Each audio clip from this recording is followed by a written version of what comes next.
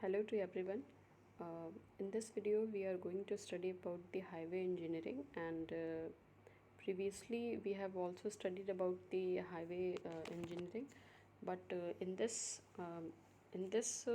series, we are going to discuss about the uh, no, first of all the history of the transportation engineering, then the cross-sectional design of the transportation engineering. After that, the traffic engineering, then the material required for the traffic material required for the highway engineering, and some of the test we will also study about, and lastly we will see some kind of you can say the maintenance type highway materials, or the like surface dressing, or joints, types of joint. Okay, so let's start about from the history. तो first of all हमको ये देखना है कि history में जो है हमारा हाईवे इंजीनियरिंग की जो शुरुआत थी वो किस तरीके से हुई थी। ठीक है, तो सबसे पहले जो हाईवे इंजीनियरिंग, हाईवे का मतलब क्या होता है, हाईवे, व्हाट इज़ हाईवे। तो सबसे पहले तो हम ये जानते हैं कि जो हाईवेज़ होते हैं वो जो मतलब इनका कंस्ट्रक्शन जो होता है वो एम्बैंकमेंट्स पर होता है। ठीक है, और हाईवे जो होते हैं वो सेफ़ होते हैं।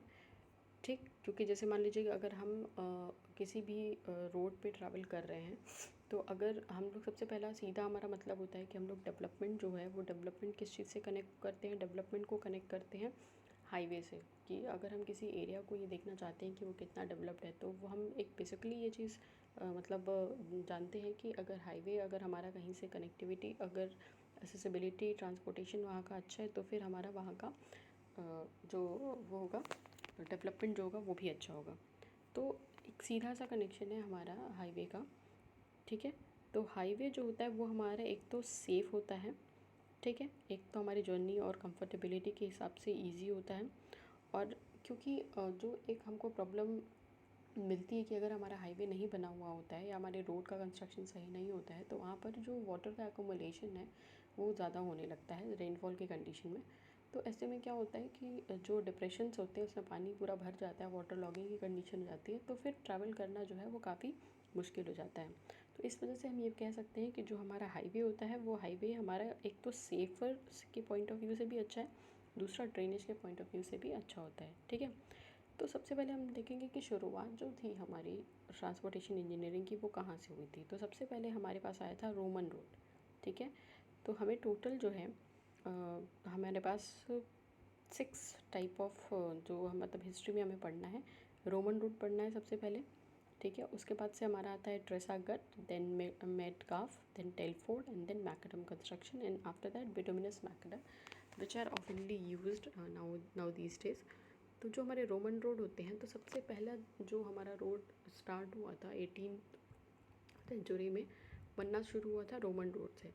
बट रोमन रोड की एक बात ये थी कि रोमन रोड जो था वो क्योंकि स्टार्ट तो वहीं से हुआ था, और इसका जो कंस्ट्रक्शन है हमारे रोमन रोड का वो बहुत ही स्टैब्लिश्ड और बहुत ही मतलब आप कह सकते हैं कि स्ट्रेंथ के पॉइंट ऑफ व्यू से काफ़ी अच्छा था। लेकिन इसकी कुछ कुछ कमियां थी जिसकी वजह से ये कंस्ट्रक्शन जो है, ये टाइप ऑफ रोड जो है वो आगे नहीं बढ़ पाया। जैसे कि इसमें एक मेन जो डिसएडवांटेज था इस रोड का वो ये था कि जो रोड थी वो स्ट्रेट रोड थी, मतलब उसमें किसी भी तरीके का कोई स्लोप वगैरह प्रोवाइडेड नहीं था, जिसकी वजह से वाटर का एकोमोलेशन, क्योंकि हम जानते हैं कि हम रोड आज भी बनाते हैं तो हमने कैम्बर या फिर सुपर एलिवेशन उसमें प्रोवाइड किया हुआ है ताकि हमारे वाटर का ड्रेनेज जो है वो इजीली हो सके। बट हुआ क्या कि उस टाइम में जब रोमन रोड का कंस्ट्रक्शन हुआ था तो उस दौरान किसी भी तरीके का कोई भी स्लोप जो था वो नहीं बना था, और रोड की जो सरफेस थी वो बिल्कुल प्लेन थी।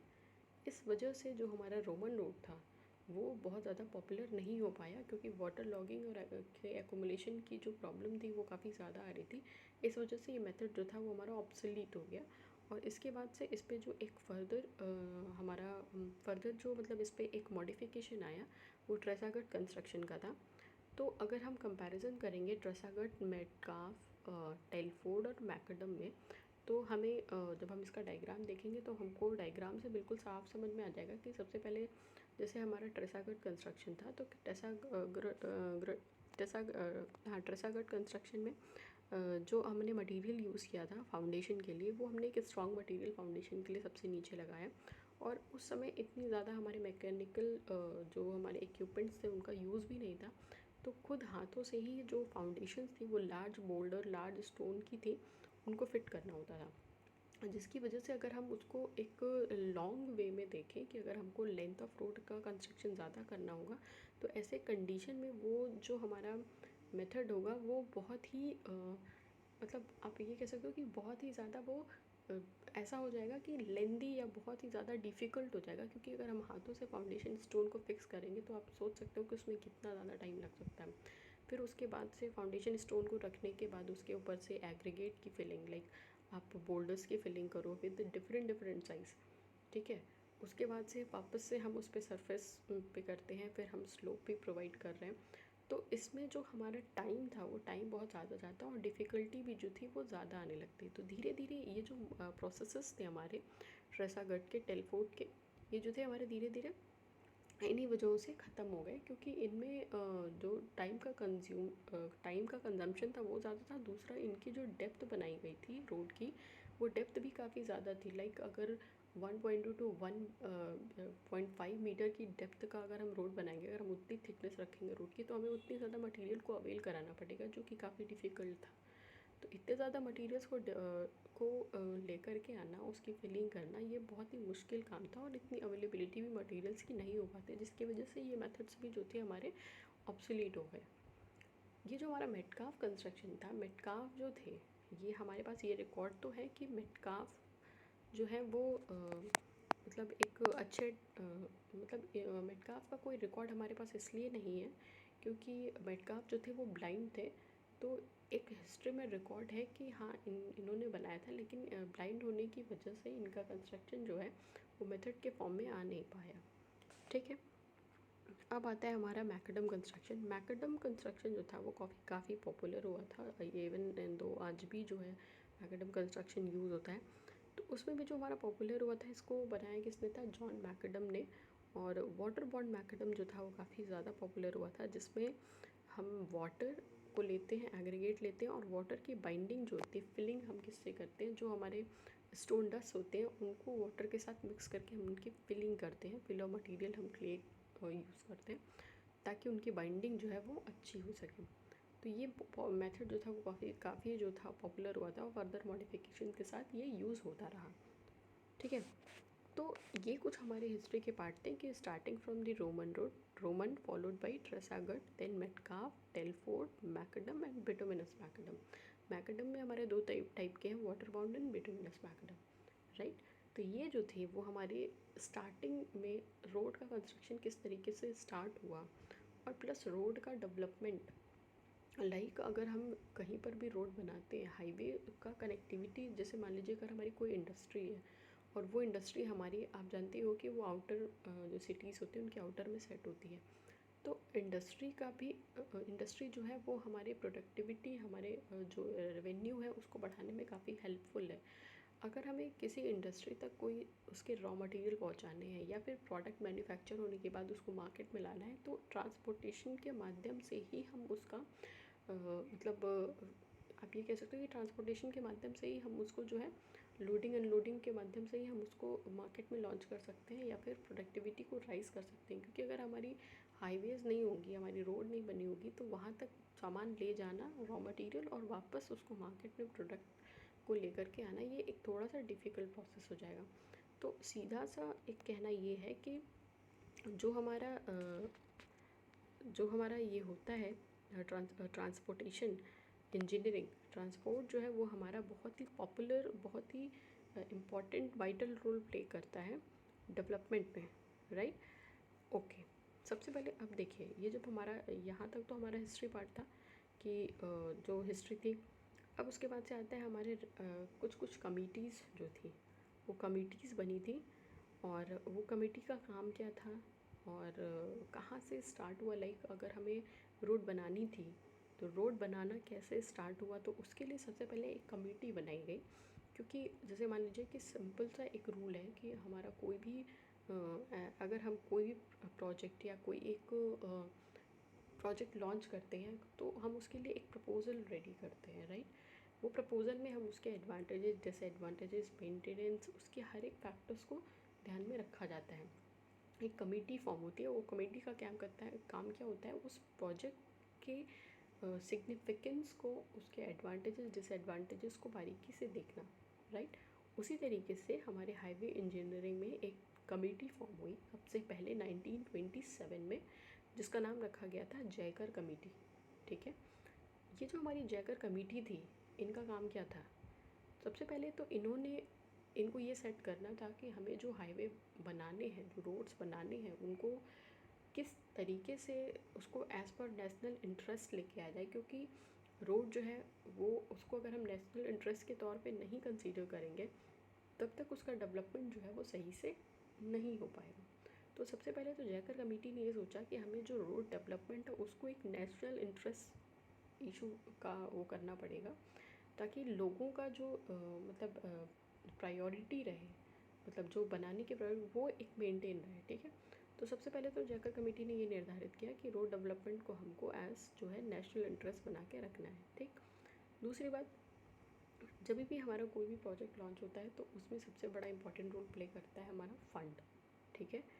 अब रही बात ये कि फ़ंड कहाँ से आए और कितना आए, तो फंड जो है वो कैसे आएगा, तो जैसा कि हम जानते हैं कि पेट्रोल जो होता है हमारा, पेट्रोल के प्राइसेस जो है वो इतने ज़्यादा राइज़ करते हैं, बट एक्चुअल में उनके प्राइसेस इतने नहीं होते हैं।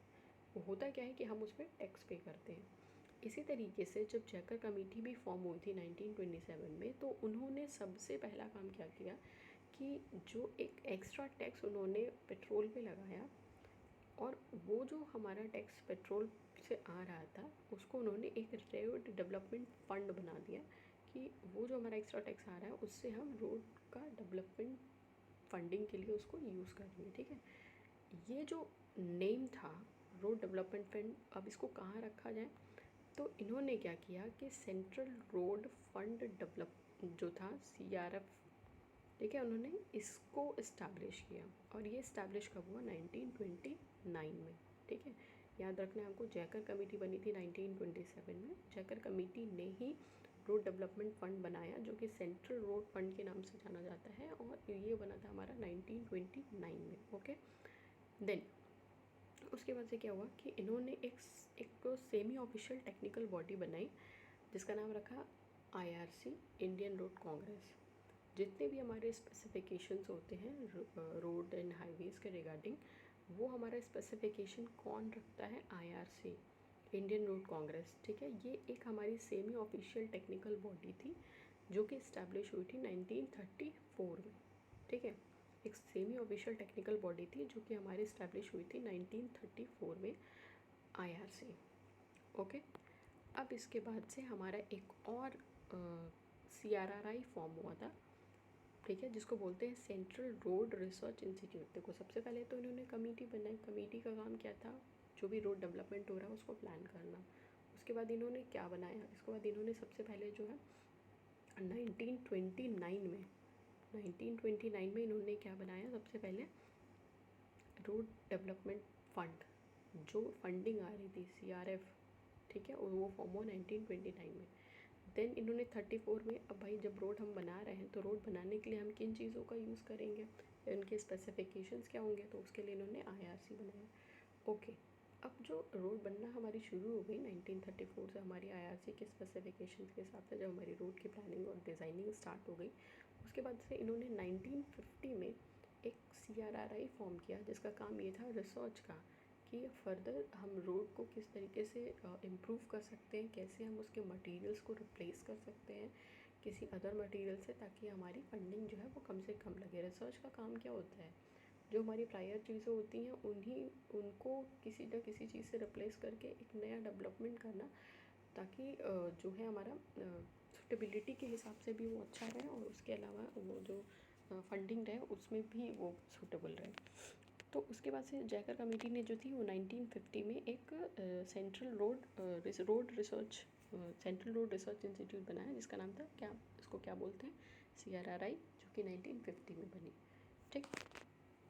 अब देखो उसके बाद क्या हुआ, फिर इन्होंने जो था वो बनाया motor vehicle act. Motor vehicle act कब बना था? 1939 में, ठीक है। जैसे जब हमारे रोड बने तो रोड जो थी वो ट्रैफिक रेगुलेशन के लिए ओपन कर दिया गया। तो अब हमें एक और लॉ लाना पड़ा ट्रैफिक के लिए लॉ, क्योंकि लोग जो थे वो ट्रैफिक रूल्स को फॉलो नहीं कर रहे थे। ट्रैफिक रूल को फॉलो नहीं करेंगे तो उसके प्रोज एंड कॉन्स हम सब जानते हैं कि एक्सीडेंट की प्रोबेबिलिटी जो है वो ज़्यादा हो जाती है। एक्सीडेंट के ज़्यादा मतलब हमने जो रोड बनाई है वो सूटेबिलिटी के लिए बनाई है, वो एक्सीडेंट के लिए तो बनाई नहीं है। तो उसके लिए इनको एक अलग लॉ लाना पड़ा था, तो इन्होंने मोटर व्हीकल एक्ट में लेके आया 1939 में। और ये जो एक्ट थी वो रिवाइज हुई थी कब? 1988 में। ओके ठीक है। उसके बाद से हमारा नेशनल हाईवे एक्ट बना था 1956 में, ठीक है। नेशनल हाईवे एक्ट, उसके अंडर में क्या क्या चीज़ें थी नेशनल हाईवे एक्ट में? तो सबसे पहले तो ये चीज़ें थी कि जो हमारा सेंट्रल गवर्नमेंट है, वो सेंट्रल गवर्नमेंट जो है वो रिस्पॉन्सिबल है जो जितने भी हमारे नेशनल हाईवे बन रहे हैं, ठीक है। नेशनल हाईवे का कंस्ट्रक्शन किसके अंडर में होगा? सेंट्रल गवर्नमेंट के, ठीक है। ये निर्धारित हुआ था हमारा नेशनल हाईवे एक्ट 1956 में, ठीक। उसके बाद से इसमें ये भी कहा गया कि सेंट्रल गवर्नमेंट जो है वो हमारा किसी भी एनएच को उस लिस्ट में शामिल कर सकती है या फिर किसी भी हाईवे को एनएच में डिक्लेयर कर सकती है। ये पूरी तरीके से सेंट्रल गवर्नमेंट पे डिपेंड करेगा, ठीक है। ये दोनों चीज़ें कहाँ सामने आई थी? नेशनल हाईवे एक्ट में, जो कि कब बना था? 1956 में, ठीक है। उसके बाद से दो बहुत ही पॉपुलर प्रोग्राम थे हमारे, national highway development program which was introduced in 1988। सबसे पहले तो जो हमारे अटल जी थे, अटल जी के टाइम में हमारा गोल्डन क्वाड्रिलेटरल, जिसको हम स्वर्णिम चतुर्भुज के नाम से जानते हैं, बहुत ही ज़्यादा पॉपुलर था। तो ये स्वर्णिम चतुर्भुज था क्या है? इन्होंने ही स्टार्ट करवाया था, ओके। सबसे 4 हमारी मेजर सिटीज़, ठीक है, 4 मेजर सिटीज़ जो कि नॉर्थ, साउथ, ईस्ट और वेस्ट को कनेक्ट करती हैं। लाइक अगर हम देखें तो दिल्ली जो है वो हमारा नॉर्दर्न एरिया है, ठीक। नॉर्दर्न एरिया को इन्होंने किससे? दिल्ली से कोलकाता को जोड़ा, ठीक है। किसके माध्यम से? नेशनल हाईवे, जिसको हमने नाम दिया था NH2, ठीक है। दिल्ली से कोलकाता की कनेक्टिविटी किससे बनी? NH2। दिल्ली जो है वो हमारा नॉर्दर्न इंडिया में आता है और कोलकाता जो है हमारा एक तरीके से देखें तो ईस्टर्न पार्ट में आता है, ठीक है, ईस्टर्न में आता है। तो दिल्ली से कोलकाता को किससे कनेक्ट किया गया था? NH2 से। फिर कोलकाता से चेन्नई, कोलकाता जो है वो हमारा एक तरीके से ईस्टर्न में है और चेन्नई जो है वो हमारा साउदर्न पोर्शन है, ठीक है। तो ईस्टर्न को सदर्न को जोड़ा गया कोलकाता से चेन्नई, और इसको क्या नाम दिया गया था? NH5, ठीक है। फिर चेन्नई से मुंबई, चेन्नई जो है वो हमारा साउदर्न पोर्शन है, साउदर्न से हमारा वेस्ट रीजन को जोड़ा गया मुंबई को, जिसका जो था वो हमारा कहलाया NH4, ठीक है, NH4। उसके बाद मुंबई से दिल्ली इसको जोड़ा गया NH8, मतलब वेस्टर्न से नॉर्दर्न, ठीक है। मुंबई जो है वो वेस्टर्न है और दिल्ली जो है वो नॉर्दर्न रीजन है, इसको जोड़ा गया। इसको किससे जोड़ा गया? कनेक्टिविटी क्या की गई थी? NH8। तो ये जो हमारा स्ट्रक्चर फॉर्म हो रहा है वो एक रेक्टेंगल, एक क्वाड्रिलेटरल बन रहा है। तो इसी क्वाड्रिलेटरल को हम लोग ने क्या नाम दिया गया था?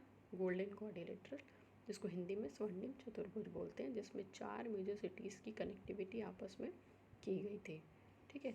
इसके अलावा एक और बहुत ही पॉपुलर डेवलपमेंट प्रोग्राम था हमारा north, south and east west corridor, ठीक है। कॉरिडोर को वैसे हिंदी में हम लोग क्या बोलते हैं? गलियारा, ठीक है। जैसे कि अभी एक बहुत ही पॉपुलर हमारा पाकिस्तान से जो हमारा इधर इंडिया, उसका नाम शायद मैं मिस कर रही हूँ, बट हाँ, एक बहुत ही पॉपुलर कॉरिडोर अभी बनाया गया था। ये कॉरिडोर देखिए, जो नॉर्दर्न, साउथ और ईस्टर्न वेस्ट कॉरिडोर है। तो नॉर्दर्न रीजन से श्रीनगर, जो एक्सट्रीम नॉर्दर्न है हमारा नॉर्दर्न पोर्शन, और साउथ पोर्शन से कन्याकुमारी, ठीक। इसी तरीके से वेस्टर्न से लिया गया था गुजरात का पोरबंदर, और ईस्टर्न से लिया गया था हमारा आसाम से सिलचर। इन चारों को आपस में एक दूसरे से कनेक्ट किया गया था, लेकिन ये कनेक्टिविटी एक जगह पर हमारी लिंक कर रही थी। वो जगह कौन सी है? झांसी, ठीक है, झांसी। तो ये झांसी जो है वो हमारा एक तब आप कह सकते हैं इंटरसेक्शन पॉइंट है। तो श्रीनगर से कन्याकुमारी और सिलचर से पोरबंदर गुजरात में है, जो कि ये कॉरिडोर बनाया गया था, north south and east west corridor. ठीक है, ओके। अब कुछ कुछ पॉपुलर हम ये देख लेते हैं कि कौन कौन से पॉपुलर हमारे NH बने थे। सबसे पहले तो NH1 जो है वो दिल्ली से अमृतसर जाता है वाया अम्बाला। ठीक है, ये बहुत मतलब जो हमारे 1 to एक तरीके से 1 to 10 तक देख ले रहे हैं कि 1 to 10 तक, या फिर जो थोड़े से पॉपुलर नेशनल हाईवे हैं उनके बारे में देख लेते हैं। NH1 जो है वो हमारा दिल्ली टू अमृतसर वाया अम्बाला। ठीक है, दिल्ली से अमृतसर जाता है वाया अम्बाला। NH2 तो हमने देखा ही अभी, दिल्ली से Kolkata. NH2 is from Delhi to Kolkata. NH3 is from Agra to Mumbai. NH3 is what? From Agra to Mumbai. NH4 is from Mumbai to Chennai. ठीक है, Mumbai to Chennai is NH4. NH5 is from Chennai to Kolkata. Right? Now NH7 जो है वो हमारा longest national highway, इस चीज़ को याद रखिएगा, वाराणसी टू कन्याकुमारी।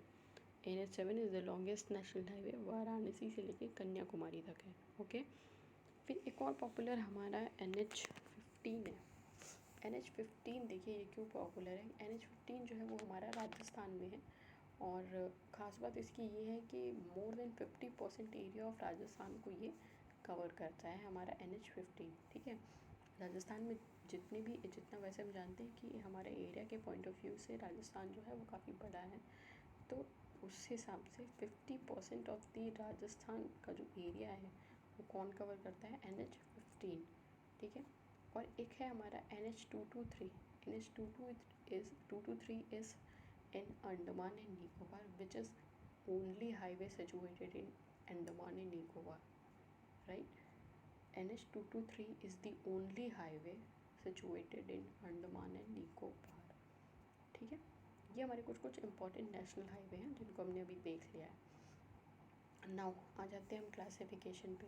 वैसे तो हम सारे टर्म्स को जानते हैं, ये हमने जो अभी भी जो जितना हम ये रोड्स के बारे में, जैसे नेशनल हाईवे हो गया, स्टेट हाईवे हो गया, विलेज हो गया, हमने काफ़ी पहले से सुन रखा है। हाँ, लेकिन हमें इसके स्पेसिफिकेशंस नहीं पता है कि एग्जैक्टली इनका इंजीनियरिंग पॉइंट ऑफ व्यू से क्या रोल है। तो बस अब हमको इसमें इस पूरे हाईवे इंजीनियरिंग में यही बात को समझनी है। ठीक है, तो सबसे पहले आ जाते हैं हम क्लासिफिकेशन ऑफ रोड पे। क्लासिफिकेशन ऑफ रोड, तो सबसे पहले आ जाइए आप रूरल हाईवे।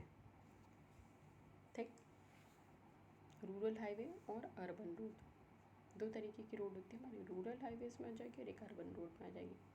रूरल हाईवे में अब देखिए जितने भी टर्म्स मैं बता रही हूँ वो सारे के सारे जो है वो एज़ पर IRC हैं। ठीक है, दे ऑल फ्रॉम एज पर IRC, they are term used by IRC, like national highway जिसको हम NH बोलते हैं,